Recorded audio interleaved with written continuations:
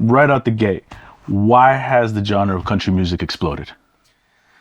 I mean, it's not just one reason. I think there's a bunch of reasons, but I think it starts with, I think the culture of country music has really changed, where it used to be so much of like Nashville based, which was based on small towns, farms, dirt roads, trucks, and that was the culture. That was Nashville. That was country music for a really long time. And then I think when artists like FGL brought in Nelly, and they brought in Jason Derulo, and they brought in Backstreet Boys, and then they brought in BB Rexa, they started bringing other influences into country music. And then I think that started to expand the fan base. And I think as the fan base started to expand, country artists had no choice but to be like, wait, our fan base is now more cultured in some ways than they used to be, and now we can expand how we're writing songs and how we're delivering songs, how we're recording songs, our sonics, everything about country music was now more acceptable because your fan base was more open to it. So I think the combination of like other artists coming in, and then other sounds, other sonics, and then the songwriting starting to change and write more global songs, I think that really helped like make the genre bigger. Yeah, and culture's everything, right? Like everything drives culture. Like culture drives everything. Yeah. Right? You talk about hip hop or all that. It's all about the culture. And I think there was kind of a shift where you used to hear everybody be like, "Oh, I love all genres of music, but just not country." Right? That's kind of like a thing. And all of a sudden, it's like it's shifted, right? It's like country's cool. Like country's cool. Like if people listen to the new Morgan songs, we were always talking about last night's a hip hop song. Right? Right. It's a hip hop song. Like it is cool again. It's part of culture. There's a reason that Drake, who's the face of culture, puts Morgan in a music video of his, right? It's like it's driving culture in such a different way. And then I think the outside world can all of a sudden are like, oh wait, these country stars aren't playing like these small venues. They're playing like NFL stadiums. Yeah. Like multiple nights. There's a reason. Yeah. It's I think information now is so much easier to get than it used to be, right? Because of social media. And people are fascinated. They're like, I might have never heard of Morgan Wallen. There's a lot of people in this city who've never heard of Morgan Wallen. For sure. But then they go and they're like, he's playing SoFi. But you know the records. Exactly. You know the records. The second you press play, they're like, oh, I've heard this song. I've heard this song. Yeah. And all of a sudden people are interested. And they want to know what is this, what is it all about? And then they start listening.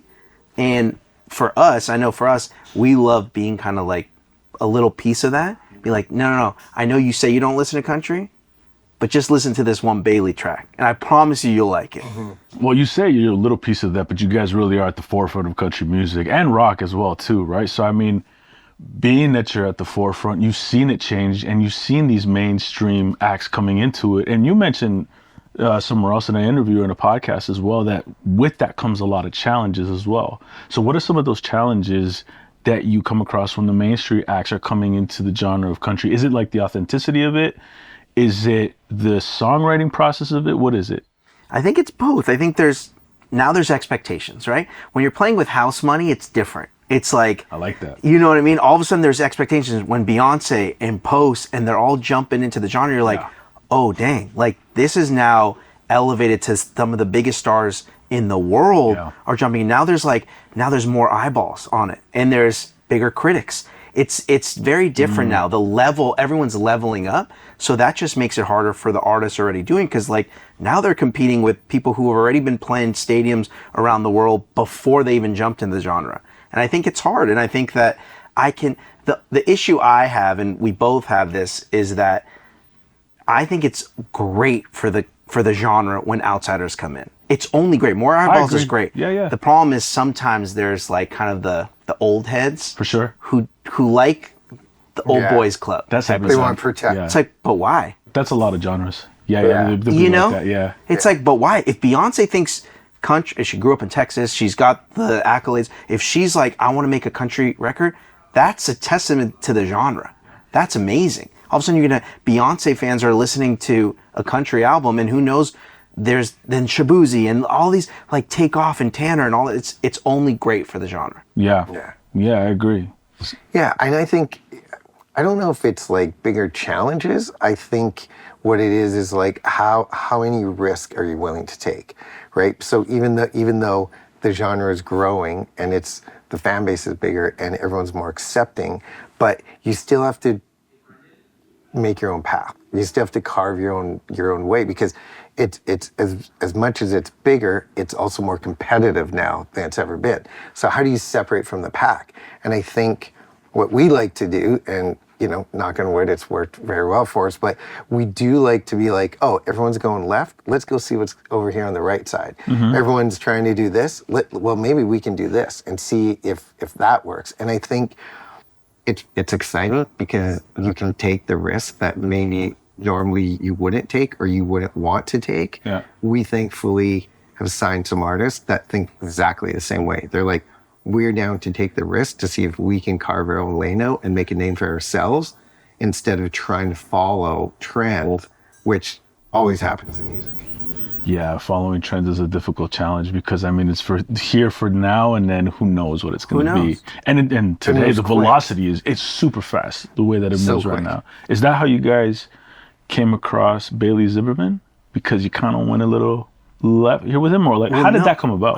Bailey had a TikTok going. Yeah, and he was just like raising trucks, no? Essentially. Yeah, he was a star in a world that we were not exposed to. Not a singer, not even a singer. He was singing for 4 months when someone brought him to us. Oh, that's crazy. Yeah, it was like, and then he had that one song, and like his tone was undeniable. Yeah, was it Gavin that brought it to you guys? No, it was his former co-manager of his.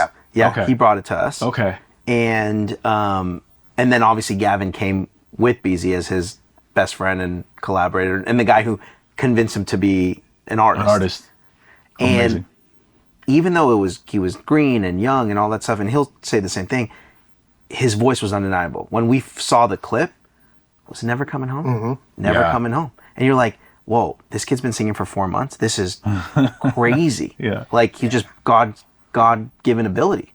Yeah. I think it's like, those are the things that, you try to look for in an artist is like voice, tone, and then you meet him and then it's like charisma, personality, how does he handle himself? And he is that kid where like you meet him and instantly you're like, I believe it. Because it's whatever he's going to do, I'm in, I believe it. And it's so important that you say that you gotta meet the artist. Have to. Yeah. Because you can get fooled a lot right now online with so much that's out there.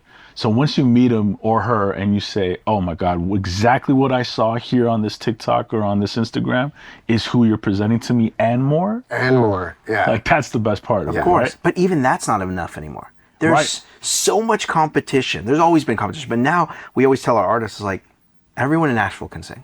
You go to a restaurant, that waiter, that waitress, she might have a pub deal. Yeah. She might.